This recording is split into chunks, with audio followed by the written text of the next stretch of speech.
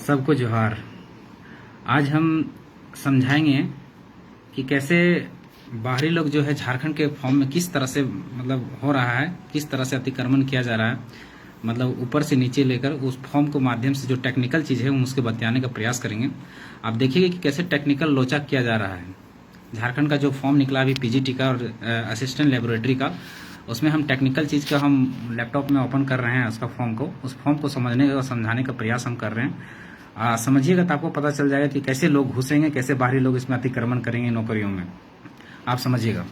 बाबू उसको करो तो देखिए, हम फ्रंट ये है पीजीटी का फॉर्म, ठीक है। पीजीटी का हम जैसे सेलेक्ट करते हैं, यहाँ करते हैं, यहाँ लिखा हुआ are you local resident of Jharkhand, हम जैसे करते हैं नो यहाँ लिख दिया, यहाँ डायरेक्ट लिख दिया candidate will be considered in unreserve category. मतलब इसका मतलब ये हुआ कि कोई बैरियर नहीं है। जैसे अन्य राज्यों के हम अगर फॉर्म भरते हैं तो उसमें लिख देता है डू यू नो कोंकणी। अगर हम गोवा का फॉर्म भरते हैं तो उसमें लिख देता है बैरियर के तौर पर कि डू यू नो कोंकणी। अगर उड़िया का हम फॉर्म भरते हैं तो लिख देगा do you know Odia language. But यहाँ कोई ऐसा बैरियर नहीं है, भाषा का कोई बैरियर नहीं है और किसी भी तरह का बैरियर नहीं है। यानी जनरल कैटेगरी में घुस गए, है ना, किसी तरह से आपका फॉर्म भरा जाएगा, पूरी तरह से कोई बैरियर नहीं है, किसी तरह का कोई रेसिडेंस का नहीं मांग है, किसी तरह का कोई चीज़ का मांग नहीं है, डायरेक्ट आप फॉर्म भर सकते हैं। अब उसमें एस करवाओ, अब उसमें करो are you local resident of Jharkhand में हम जब एस करते हैं तो एस करने के बाद देता है कि select your district of local residents. अब हम अपना रेसिडेंट जो लोकल जिला है हम उसको सेलेक्ट करते हैं। मेरा जिला है गिरिडीह, हम गिरिडीह को सेलेक्ट कर दिए, ठीक है। देखिए यहाँ हम गिरिडीह को सेलेक्ट कर दिए। अब जब हम गिरिडीह को सेलेक्ट कर देते हैं तो गिरिडीह के सेलेक्ट करने के बाद इसके बाद कोई चीज़ का नहीं मांगता। जैसे मांगता ना कि रेसिडेंट का नंबर दीजिए, इस तरह का कुछ मांगता, लेकिन कुछ नहीं मांगता है, बस आपका फॉर्म भरा गया। यानी जो भी बिहार से आदमी आया है अगर यहाँ बसा है तो वो यहाँ फॉर्म भर सकता है। झारखंड में भी जैसे मान लीजिए बिहार का आदमी आया, गिरिडीह जिला में बसा हुआ, गिरिडीह जिला से कहीं से भी वो अपना स्थानीय जाति पूरे इजली से आजकल बन जा रहा है। क्यों? क्योंकि आपका जो 1932 का खतियान या खतियान आधारित तो आपका स्थानीय नीति तो बनता नहीं है, इसलिए कोई भी 4,000 5,000 रुपया दे के वो अपना बना ले रहा है। यानी अब वो आदमी जब स्थानीय नीति स्थानीय बना लिया है, जाति बना लिया है और क्या बोलते हैं इकोनॉमिकल जो है वो बना चुका है, तो जब ये तीनों चीजें जब उसका बन चुका है तो वो क्यों नहीं आरक्षण का लाभ लेगा यहाँ पे। यानी गिरिडीह में फॉर्म वो डायरेक्टली भर सकता है और यहाँ झारखंडी कहलाएगा वो, और यहाँ का नौकरी भी ले लेगा रिजर्वेशन में। अगर ओबीसी है तो ओबीसी का नौकरी ले लेगा, अगर एसटी है तो एसटी वाला बना लेगा, और अगर एससी है तो एससी वाला सर्टिफिकेट बना लेगा और यहाँ नौकरी ले लेगा। क्यों? क्योंकि यहाँ क्रमांक संख्या तो मांग ही नहीं रहा है, स्थानीयता को तो परिभाषित किया ही नहीं है कि किस आधार पर स्थानीय जाति बनेगा, किस आधार पर रेसिडेंट बनेगा, इसको परिभाषित ही नहीं किया है। तो यहाँ जब उसका क्रमांक संख्या जब नहीं मांगेगा तो कोई भी आदमी फॉर्म भर सकता है ना और नौकरी ले सकता है। तो ये पूरा दोनों का दोनों ओपन है। देखिए पहले है कि are you local resident of Jharkhand, जैसे ही एस करते हैं अनरिजर्व कैटेगरी का सारा चीज ओपन हो जाता है, यानी कोई भी बैरिकेडिंग नहीं है, आप फॉर्म भर सकते हैं।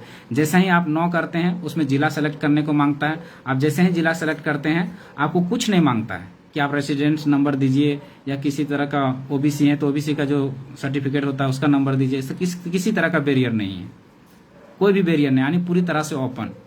हम लोग तो यहाँ 60-40 समझ रहे थे, लेकिन यहाँ तो पूरी तरह से ओपन है, कोई भी आएगा और यहाँ नौकरी लेके चला जाएगा, किसी भी तरह का बैरियर नहीं है।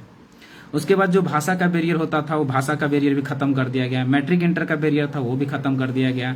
तो यहाँ जब बैरियर ही नहीं है, और अभी कुछ दिन पहले पेपर में आया था कि ना 1985 की जरूरत पड़ेगा ना 1932 का जरूरत पड़ेगा, डायरेक्ट यहाँ रेसिडेंट का जरूरत पड़ेगा। अब रेसिडेंट्स ऐसा ही बन जाएगा।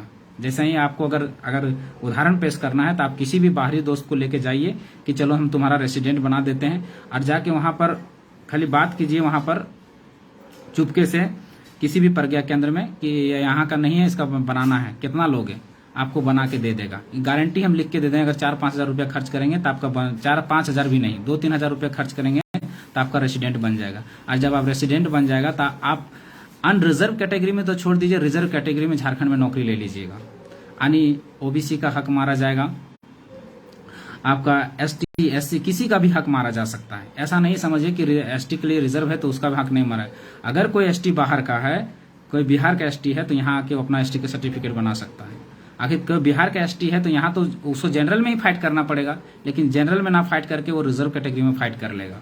अगर कोई एससी बाहर का है, मान लीजिए कोई पासवान है, उदाहरण के तौर पर हम पेश कर रहे हैं, ऐसा नहीं समझिएगा कि हम किसी को टारगेट कर रहे हैं। अगर मान लीजिए कोई बिहार का पासवान है और यहाँ के झारखंड के किसी पासवान को खोजेगा और उसका खतियान से अपना नाम को जोड़ लेगा और उससे स्थानीय बना लेगा और स्थानीय से यहाँ का नौकरी ले लेगा। और ऐसा धड़ल्ले से हो रहा है, पूरा झारखंड में ऐसा धड़ल्ले से हो रहा है। इसका कई उदाहरण पेश हैं।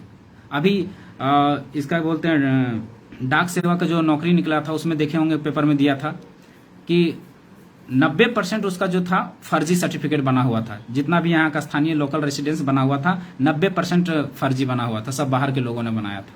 तो इस तरह से लोचा करके बाहर के लोगों को घुसाया जा रहा है। अगर इसके खिलाफ अगर हम लोग नहीं लड़ते हैं तो आने वाली पीढ़ियां हमेशा के लिए गुलाम हो जाएंगे और जो बाहरी अतिक्रमण है पूरी तरह से हावी हो जाएगा। और जो वो लोग नौकरी करने आएंगे, सिंपल सी बात है कि अगर नौकरी करे, रिटायरमेंट करने के बाद अगर चल जाए तो बहुत अच्छी बात था, लेकिन क्या आपको लगता है कि यहाँ जो नौकरी करने आएगा कब रिटायर करेगा? 62 सालों में रिटायर करेगा। यानी 62 साल के बाद वो क्या वो लौट के अपना जो राज्य है वो लौट के जाएगा? नहीं जाएगा। यहीं जमीन खरीदेगा, और जमीन किससे खरीदेगा? यहीं झारखंड के लोग से खरीदेगा, और झारखंड के लोगों से खरीदेगा तो यहीं के लोगों को जमीन खरीदेगा, फिर यहीं बस जाएगा, फिर उसका बाल बच्चा को रिजर्वेशन का लाभ मिलेगा। तो समझने वाला विषय है।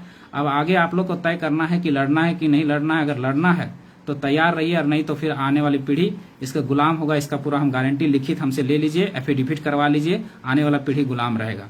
ऐसे भी झारखंड जब से ये औद्योगिक क्षेत्र है तब से ये गुलामी की जिंदगी जी रहा है, और आने वाले समय में और भी ज्यादा गुलाम हो जाए। क्यों? क्योंकि अभी जितना पोस्ट खाली है झारखंड में पहले कभी नहीं था। 3.5 लाख पोस्ट खाली है, और 3.5 लाख पोस्ट है ये इसी नीति के तहत भरी जाएगी। और जब 3.5 लाख पोस्ट जब भर जाएगी तो सरकार कर रही है कि हम टेम्परेरी नीति बनाए, हम परमानेंट नीति बनाएंगे। जब तुम सब टेम्परेरी नीति से ही सब वैकेंसी ले लोगे तो परमानेंट नीति बना के क्या करेंगे? हम उसका घास छिलेंगे? नहीं ना। तो परमानेंट नीति ही बनना चाहिए। जो भी हो परमानेंट नीति बने, एक बार बने, भले 3 महीना हमको लेट सही, 6 महीना लेट सही, लेकिन परमानेंट ही नीति बने। उसके लिए सबसे पहले सरकार को परिभाषित करना चाहिए कि झारखंडी कौन है। जब झारखंडी परिभाषित हो जाएगा उसके आधार पर नियोजन नीति बनाए। नियोजन नीति में क्या होगा कि 90 को हमारे लिए रिजर्व और 10 सीटें बाहर के लोगों के लिए रिजर्व, और ऑफिसर के पदों में 80 या 85% हमारे लिए रिजर्व और 15% बाहर के लोगों के लिए रिजर्व। ये एक नियोजन नीति बनेगी, तभी हमारी जीवन सफल हो सकती है, तभी हमें हमारा जो लड़ाई है वो सार्थक हो सकती है, तभी हमारा क्या बोलते हैं आने वाली पीढ़ी जो है सुरक्षित हो सकती है, उसका भविष्य सुरक्षित हो सकता है। धन्यवाद। जोहार।